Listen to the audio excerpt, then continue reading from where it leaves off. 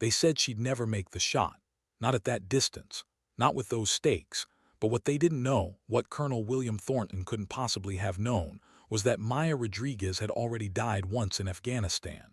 She'd felt the world go silent, felt her heart stop beating for 47 seconds after an IED had torn through her convoy.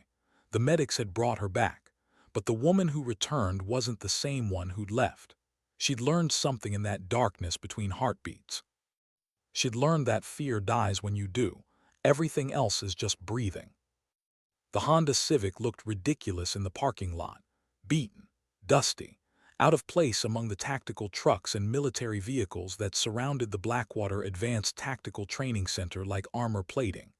Maya sat behind the wheel for a moment longer than necessary, watching the heat shimmer off the Nevada desert, watching men in combat fatigues move with that particular swagger that comes from knowing you belong somewhere. She didn't belong here, not anymore. She'd given up that world 6 years ago when she'd handed in her resignation, and walked away from the 75th Ranger Regiment with nothing but a purple heart and nightmares that still woke her at 3 in the morning. But Carlos belonged here, her little brother, 22 years old and determined to prove something she'd spent her entire military career trying to unlearn, that you had to earn respect through violence, through precision, through becoming something harder than the world around you. He'd been selected for the sniper program. It should have been his moment of triumph. But 3 weeks ago, during a routine training exercise, a rifle had misfired next to him. Nothing serious. No one hurt. But Carlos had frozen, and in the military, freezing meant everything. It meant you couldn't be trusted. It meant you were weak. It meant you didn't belong.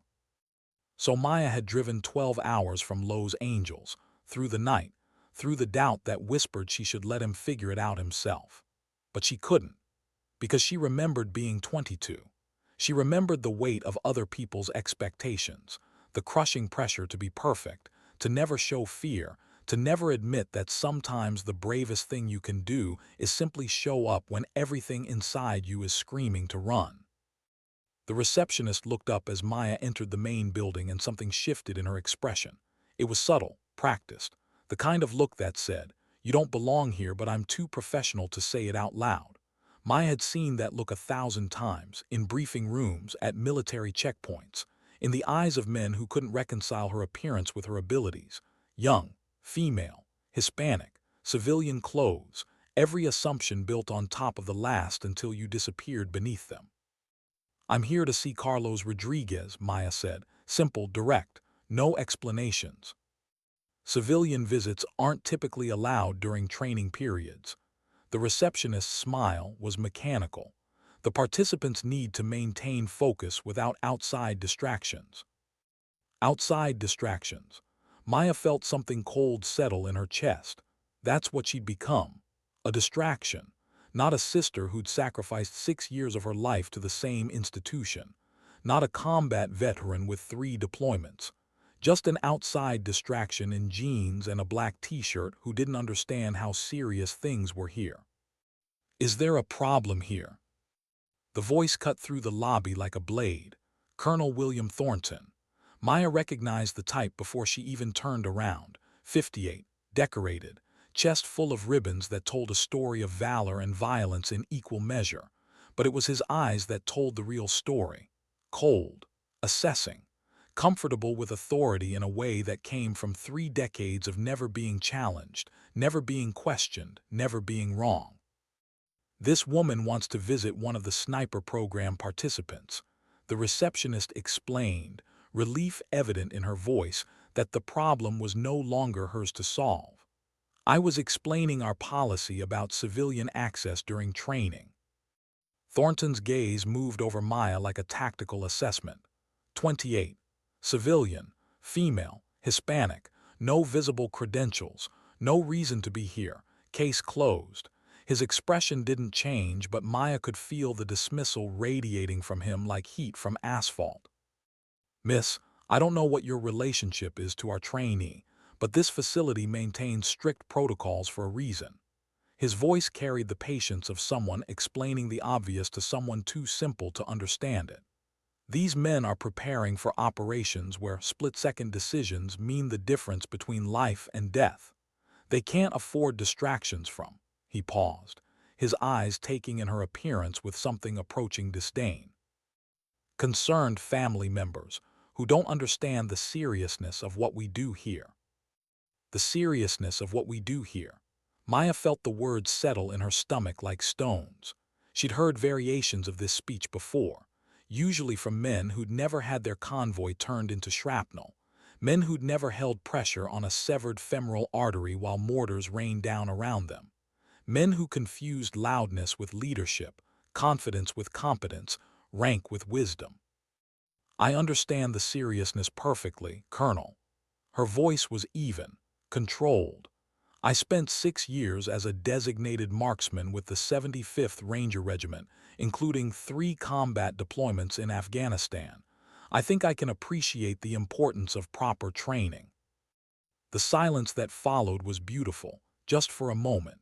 The receptionist's eyes widened. Thornton's face flickered through surprise before settling back into something harder. But instead of acknowledgement, instead of respect, his expression shifted into something worse. Amusement. As if Maya had just told an elaborate joke and he was deciding whether to laugh politely or correct her delusion. "The Rangers," he repeated, drawing out the words. "Well, that's impressive." He said it the way you might compliment a child's drawing. "Tell me, Miss Rodriguez, what was your longest confirmed kill in Afghanistan?" The question was designed to expose her, to make her fumble, to prove she was lying or exaggerating or fundamentally not what she claimed to be. Maya had been asked this question before, by journalists, by civilians at airport bars who wanted war stories to make themselves feel something, by other veterans who were testing whether she was real or just another person wearing the uniform without earning it. 840 meters, she said without hesitation. Confirmed by my spotter and mission command, Taliban sniper who'd been targeting our forward operating base for 3 days. Thornton's eyebrows rose slightly. 840 meters was respectable, professional, the kind of shot that required genuine skill and training.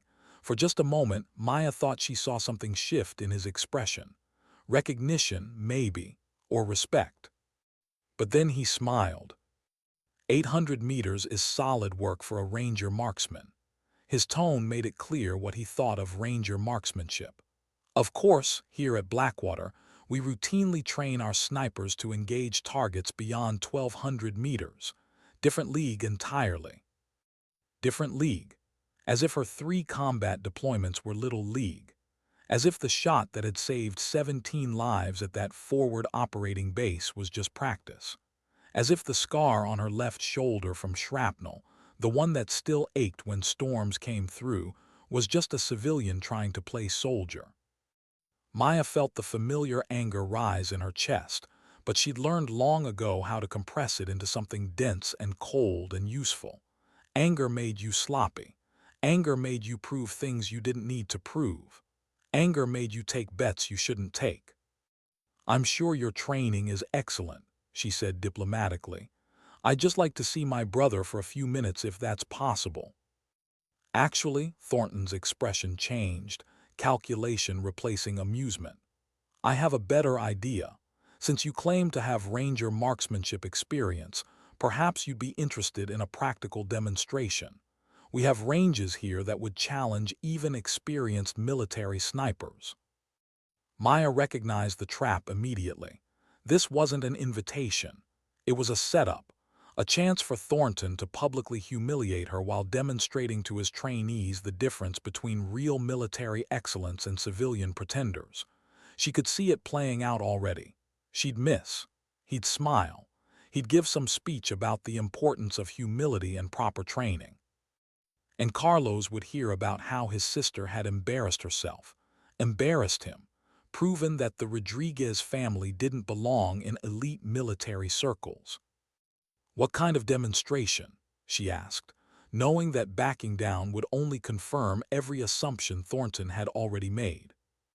"Our extreme long-range facility, targets at 1,500 meters under combat stress conditions." His smile widened.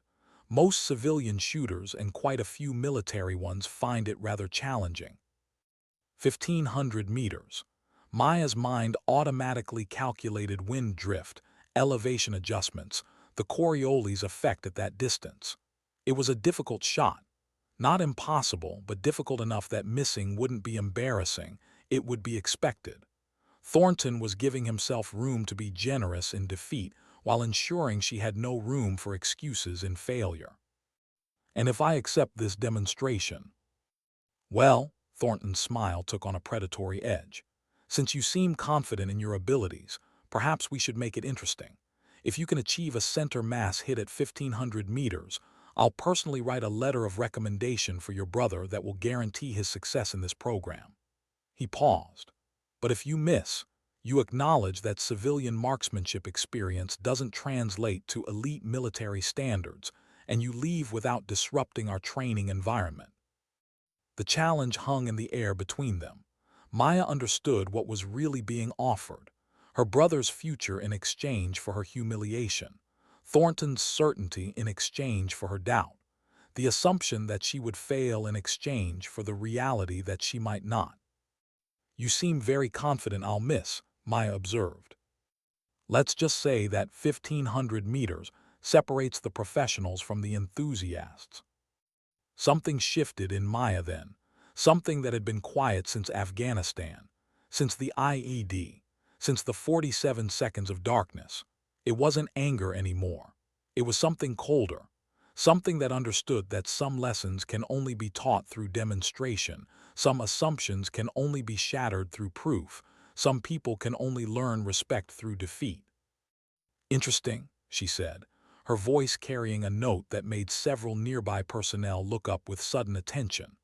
"What if we made it even more interesting?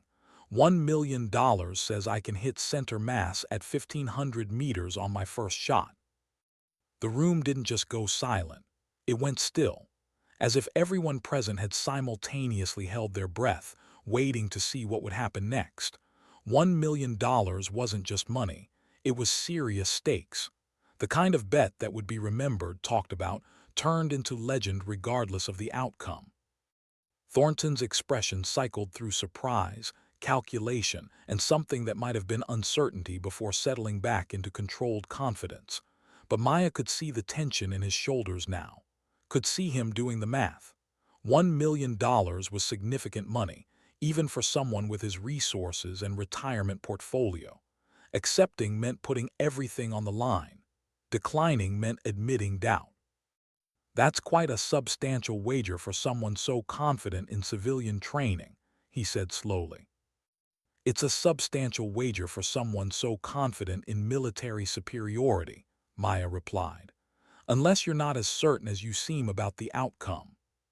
She watched him process the challenge, watched him weigh his public image against his private doubts, watched him realize that he'd backed himself into a corner where both accepting and declining carried consequences he hadn't anticipated when this demonstration had seemed like simple sport. "Fine," he said finally, his voice harder now. $1 million, first shot, center mass at 1,500 meters. We'll use our 338 Lapua Magnum, standard military configuration. No special equipment."